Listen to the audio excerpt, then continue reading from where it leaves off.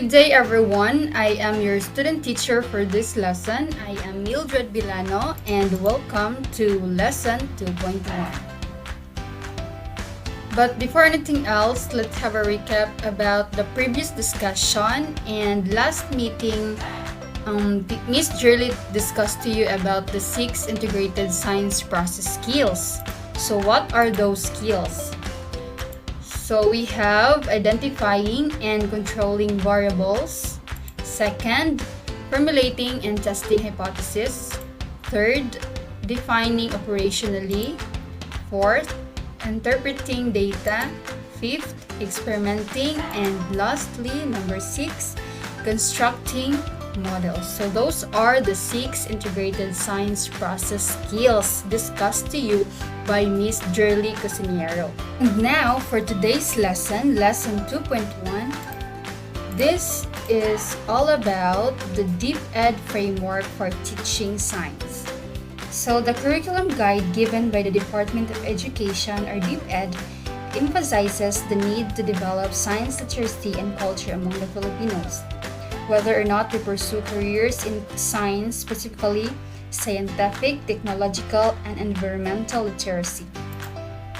So this is the DepEd framework for teaching science, and as you can see, the overall outcome of studying science is found in a small circle at the top.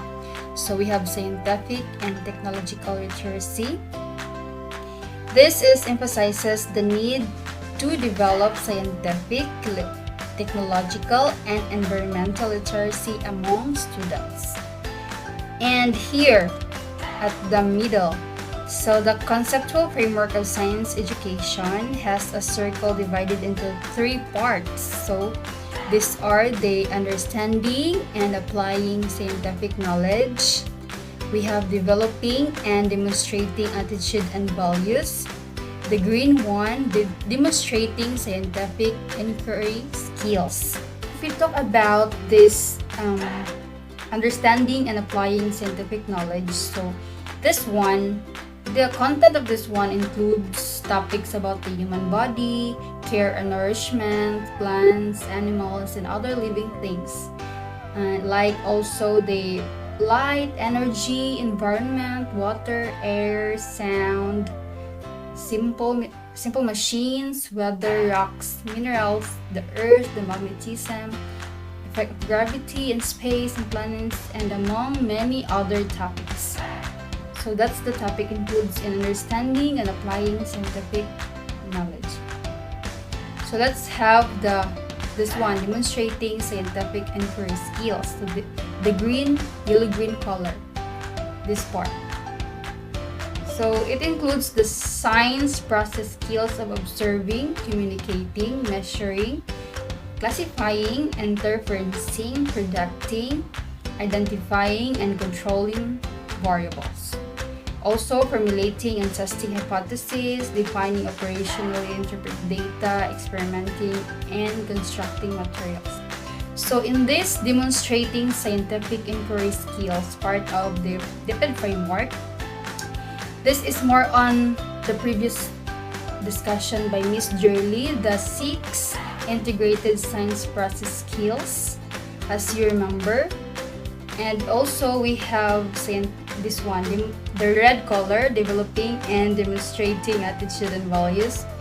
So this includes curiosity, imagination, the love of asking questions, a desire to solve problems, and respect for scientific method and values. So that was the topics includes in this showing understanding of science in the DepEd framework. Now let's have the 5 attributes needed in science that can be found at the center of the framework here. So these are the attributes that we want our students to develop as they study science, and hopefully to continuously develop even after they finish studying school. These include being an effective communicators. So it can clearly articulate what they are thinking in verbal, non-verbal, or written form. They also know how to listen and understand. Communication can be used for conveying information, instruction, motivation, or persuasion. It can use various forms of media, environment, and languages.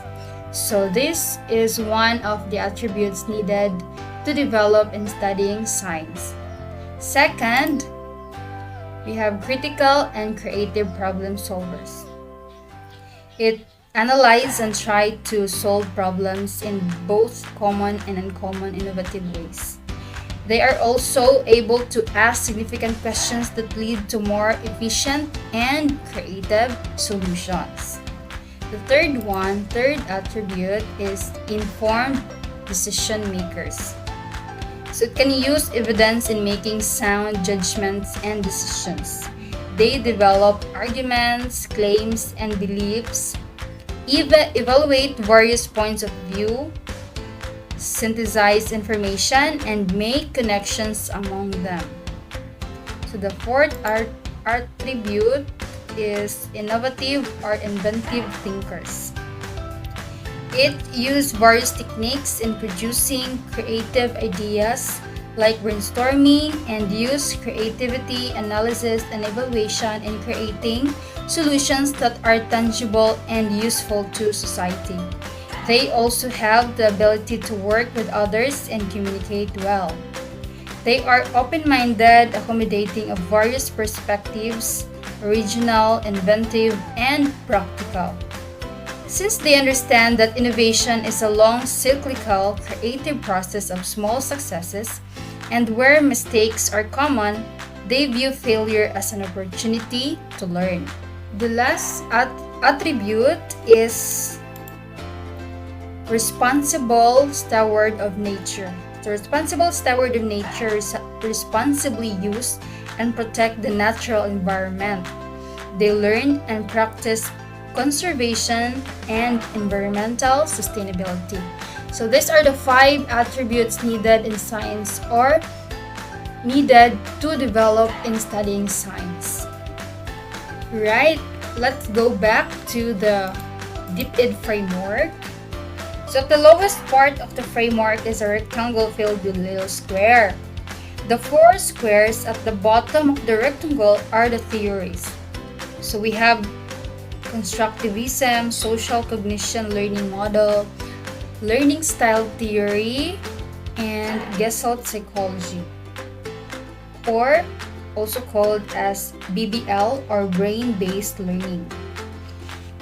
While the upper part of the rectangle are the teaching approaches. So we have multi or interdisciplinary approach, science, technology, society approach or contextual learning, problem issue-based learning, and inquiry-based approach.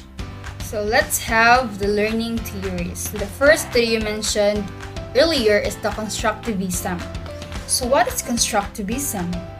So constructivism posits that people construct or develop their own local understanding of the world based on their own experiences, beliefs, culture, values, and prior knowledge. This is why this theory is associated with learning by doing or active learning. This implies that teachers should understand students' thinking and match instructional strategies to what students can do.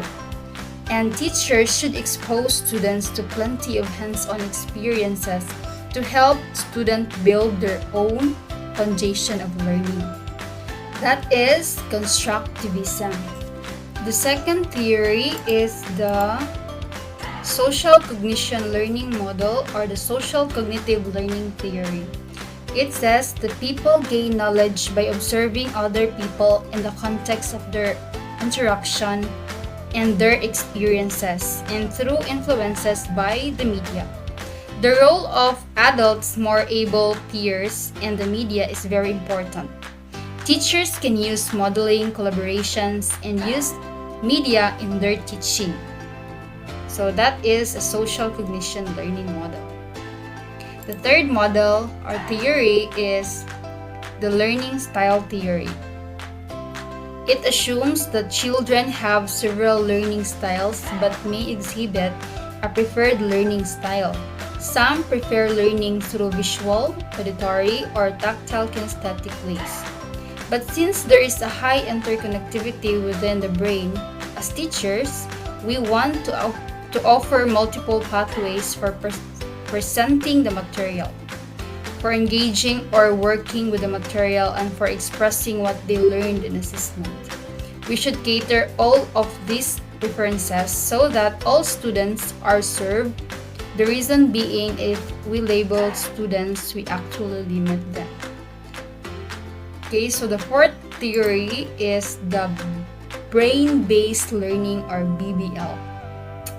It is a result of the latest findings on how the brain works based on researchers in neuroscience, psychology, and education.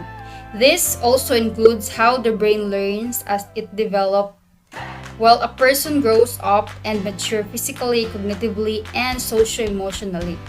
It has four basic elements. So what are the four basic elements of BBL, or brain-based learning?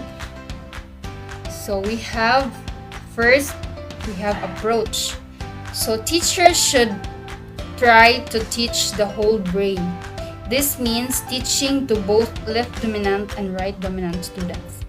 Some aspects of learning are lateralized to the left or right side of the brain, so that persons who have left dominant brains were found to be more objective, analytical, and logical, while those with right dominant were found to be more subjective, thoughtful, and intuitive. However, these hemispheres of the brain work together as a whole. So, although some of the parts of the brain are specialized, they are interactive. This means optimal learning happens when both hemispheres of the brain are engaged. So that is approach. The second element is priming. Teachers should prime the students on the new topic by connecting prior knowledge with the new topic to be discussed. For example, aside from giving a review of yesterday's lesson, the teacher can add a question and answer session or a discussion portion where the class talks about the answers to the homework given in the previous day. This way, the brains of the students are primed for the current lesson. Next is the novelty. Teachers must balance novelty with structure. They should create a dynamic, multisensory, and novel environment for learning. Teachers can use group learning and social interaction to encourage students to explore new ideas and learn how to express themselves. Teachers can frequently change the environment and incorporate activities that give students the opportunity to be active and to move about. Meaningful, relevant, new, and stimulating elements can be incorporated into the lessons every now and then. So that is novelty. Fourth element is the motivational strategies. Teachers should provide strategies of positive emotions and encouragement that would motivate students to feel safe even when making mistakes while trying to learn something. Motivation to participate can also be encouraged by organizing real-world activities and connecting information to the student's personal life.